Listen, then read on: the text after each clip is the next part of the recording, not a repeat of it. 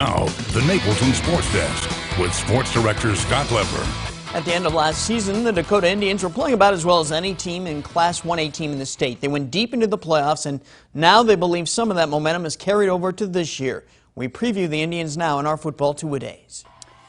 In the state quarterfinals last year, Dakota gave Forreston all it could handle. The Indians lost 22-20 at Forreston.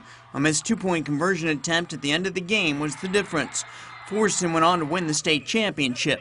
That game, though, showed Dakota how far it had come. And last year, towards the end of the year, we just built on every game, and it's definitely carried over in this summer. Forreston losing there in the playoffs kind of left a chip on our shoulders, so we're ready to come back and fight hard and get that win back. The Indians' offense evolved last season. They switched from being a team that relied heavily on the run to a spread team. The results were impressive.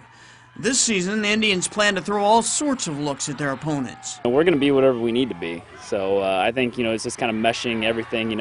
I've always been, formation people to death, and, see whatever they want to give us, let's use it. And in Clark and his backup, Cade Moyer, the Indians have quarterbacks who are intelligent enough to handle all those formations. Both have 4.0 plus GPAs. The two smartest guys in our program, are our quarterbacks. So you can do a little bit and put a little bit extra on them. The Indians did lose their top two rushers from last season, Trey Engelbrecht and Aiden Cassidy.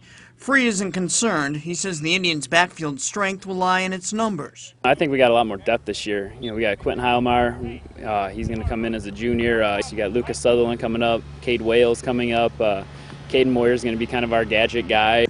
There's also Evan Riggle and Ben Holste at fullback. When the Indians pass, Clark's top targets will be tight end Wyatt Rocky and Jacob Kleckner.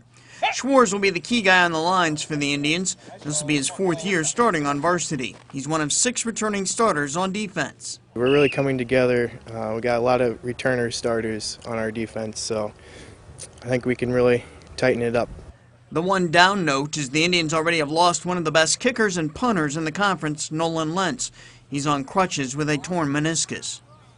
Tonight at 9 and 10, we will head to Byron for a preview of the Tigers. On the